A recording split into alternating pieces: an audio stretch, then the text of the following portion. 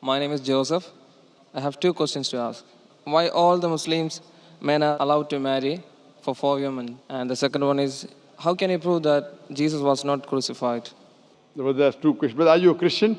I am. Brother has two questions. That why does Islam permit a man to have up to 4 wives? Why does Islam permit a man to have more than one wife? And second question, how can you prove that Jesus Christ, peace be upon him, was not crucified? That Quran is the only religious book on the face of the earth which says marry only one. You read the Bible, you read the Ramayana, you read the Mahabharata, you read the Veda. No religious book on the face of the earth says marry only one besides the Quran. If you read Ramayana, the Hindu scriptures, the father of Sri Ram, he had more than one wife.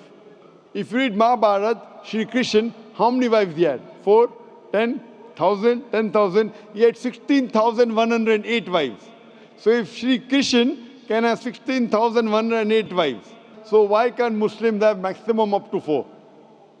If you read the Old Testament, it says that Solomon, peace be upon him, had 700 wives. Abraham, peace be upon him, had 3 wives.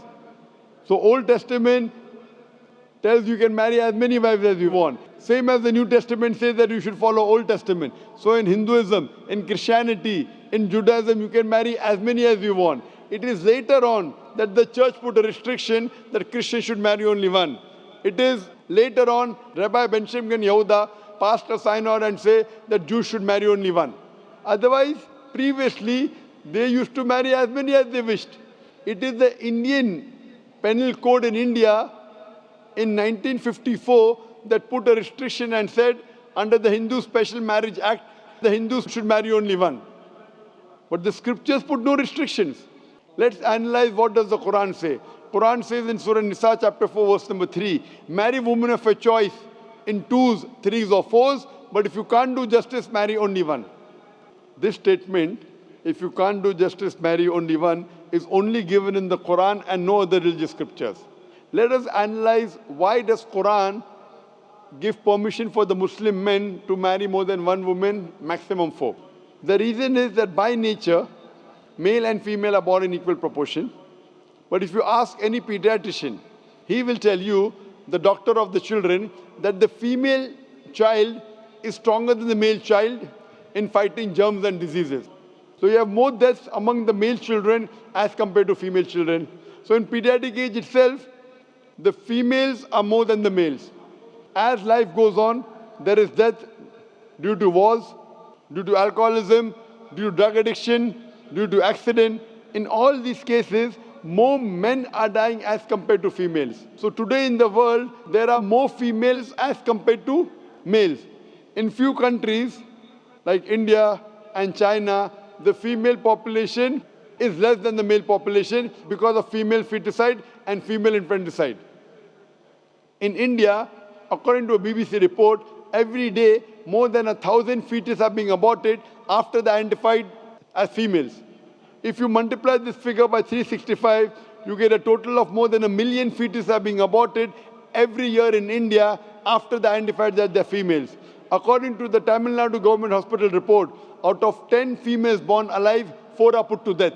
If you stop this evil practice of female feticide and female infanticide in India, even in India, the female population will become more than the male population. Even in China, if you stop this evil practice, the female population will become more than the male population.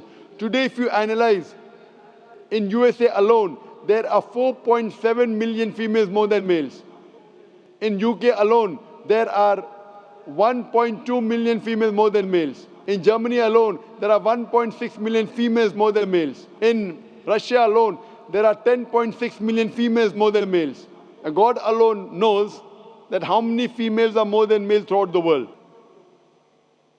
If I agree with you that one man should only marry one woman, and suppose your sister happens to live in America, or suppose my sister happens to live in USA, and the market is saturated, every man has found a wife for himself, yet there will be 4.7 million females who will not find life partner.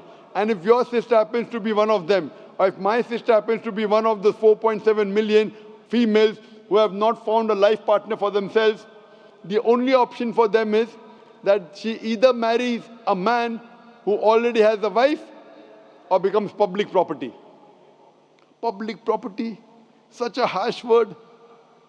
It is the most sophisticated word I can use. I cannot use a better word. You know, in America, today the statistics tell us, on average, a man has 8 different sexual partners before he settles down with one. Having mistresses in USA is very common. 5, 10, 20, 30, no problem. Having more than one legal wife, it doesn't go down their throat. When a woman is a mistress, she doesn't get her rights. She is dishonored. She is not treated well. In Islam, when a woman becomes the second wife, she gets the honor, she gets the right, she's treated well. Any modest woman, if you ask her, that would you prefer being a second wife of a man who is already married or become public property, they would opt for the first. So Islam has given permission for some men to have more than one wife to protect the modesty of the woman.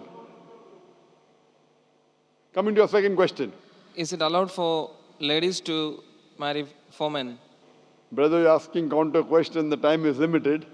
You asked 2 questions, now you're asking a 3rd question. Are you convinced with the first answer? I'm convinced with the first one. MashaAllah, so you're convinced, okay.